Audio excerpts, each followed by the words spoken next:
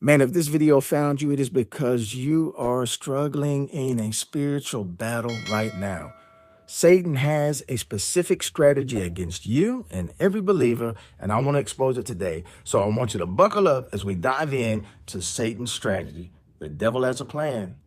The strategy of Satan. Let me read to you first. Ephesians 6:11 says, put on the full armor of God. God's telling you right now, you're in a battle, you're in a fight, so that you can stand against the devil's schemes. That word in Greek, schemes, literally means a military plot, a military strategy against you. The devil is very, very intentional with his attacks against believers.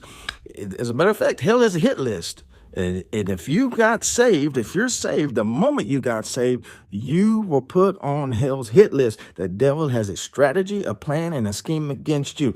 Go a little bit further. 2 Corinthians 2:11 says this, lest Satan should take advantage of us if we are ignorant of his devices.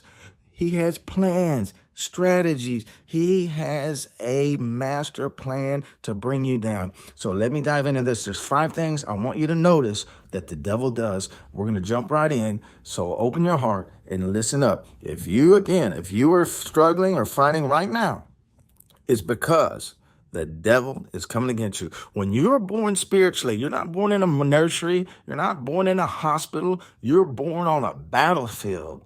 The spiritual life is not a playground. You might think when I got saved, it's going to get easy. Things are going to go fine for me. Everything's going to get better. You're not born on a playground. You're born on a battleground. You are in a war, and whether or not you fight back is up to you. But the enemy is going to attack and come against you. It's what he does. So the first thing he does, I want to show you where he attacks and why he attacks. The first thing he attacks is your mind. Every one of us have had the enemy attack our minds. Anxiety, fear, personally fear. That's one of the biggest areas that the enemy hits me is with fear. 365 times in the Bible, the word of God says, fear not, for I am with you. Fear not, fear not. One for every day. And the Bible says this, we were not giving a spirit of fear. It's a spirit. The enemy speaks fear into our hearts and our minds, and he wants to get it right here to captivate you, to get you distracted, to get you to think maybe I'm not good enough. Maybe they'll know what's really going on in my life and in my heart. He puts that fear, that anxiety, or maybe pride. He can put pride in your life, but the first place and the most common place he attacks is our minds. That's why the Bible says we have to be renewed in the spirit of our minds so that the enemy doesn't have fertile ground to shoot those flaming darts. Put on the helmet of salvation. Right there in Ephesians, what we just read in Ephesians 6. Put on the helmet of salvation. Why? Because those fiery darts from the enemy are going to come to our mind, and we have to consciously be aware that's not God.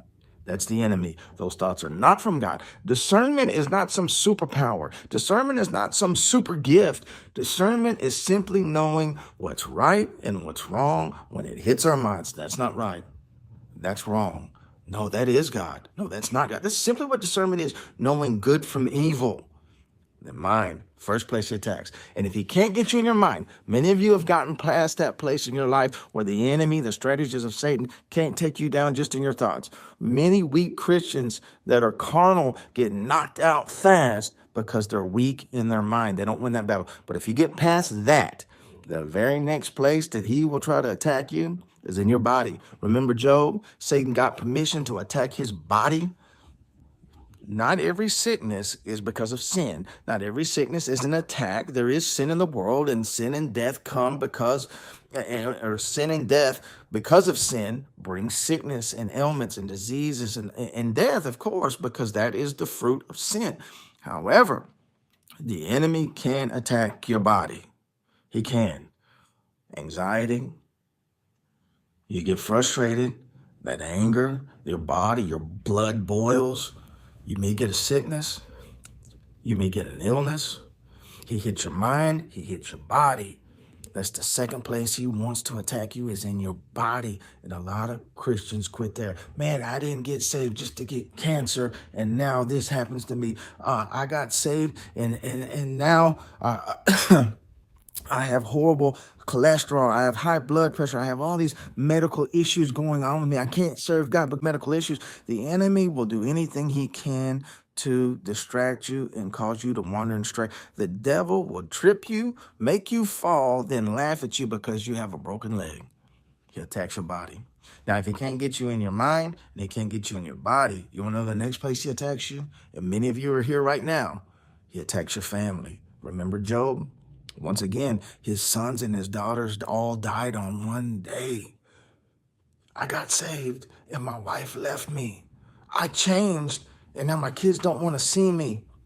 I got saved and came to God and now my family wants nothing to do with me.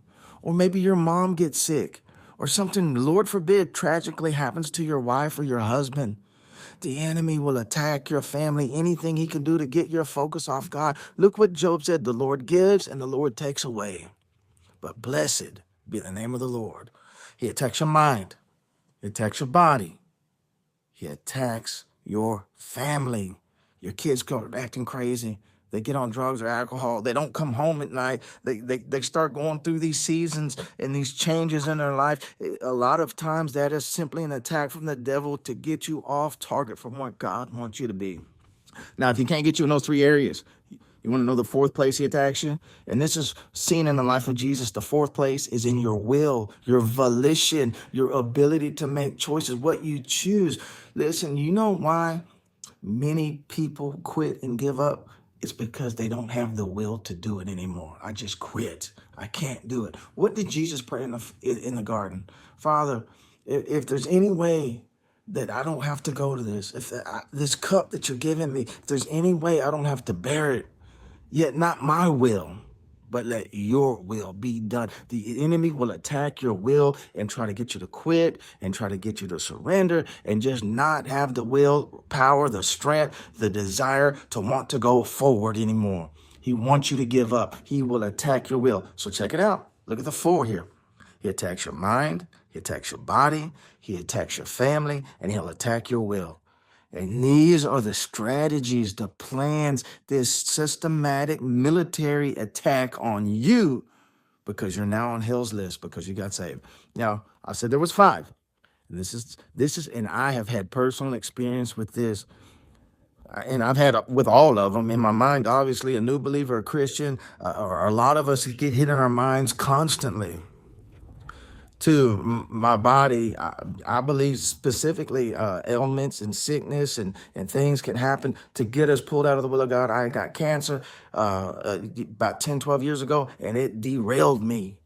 God, I didn't get saved just to get cancer. As my hair was falling out and I was going through chemotherapy, I felt all that, man, just fear. And I felt all that depression just come and attack my mind and my body because of the chemotherapy and the cancer that I had.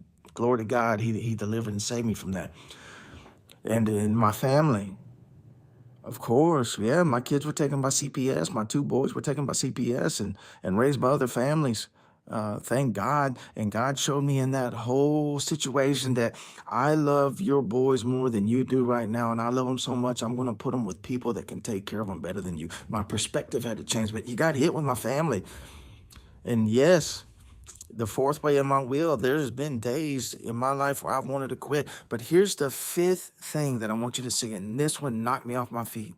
It's not when the devil is coming against you, against your mind, your will, and your body, and your family. Yes, that happens, and it hurts. But when the devil comes up and he sees that he can't get you there, and he puts his arm around you and starts walking in the same direction that you're walking. He begins to let you get what you desire, bless you, so to speak, where there's no resistance, where selfish ambitions start to get filled, where everything seems to be going good, so good that we walk away from God. Man, that's a hard place to be. But if he can't get you by opposing you, if he can't beat you, then he joins you, puts his arm around you, and starts walking with you in the direction you're going, just to get you a little distracted. The Bible says in the book of James, as we get ready to close, it says, submit to God and resist the devil and he'll flee. If you submit to God, you get under authority. It's a condition of the heart. It's a condition of the mind. I turn my will over to you, God. He's not going to defeat me through my will. He's not going to defeat me in my mind. I have the helmet of salvation. Yes, everything that comes out against me, I try to find the peace of God in it. Show me your face, God. Why is this taking place? Show me what's taking place in my life. I want to be submitted to you. Remove selfish ambition from my heart. And if you can walk like that, and expose Satan's strategy and plan for your life, then you can walk in the vision and true plan that God has for your life. I hope this message blessed you today. Like, share, and subscribe. Get this word out. Share it, share it, share it with somebody today. And check out the next video that's popping up on your screen. God bless you.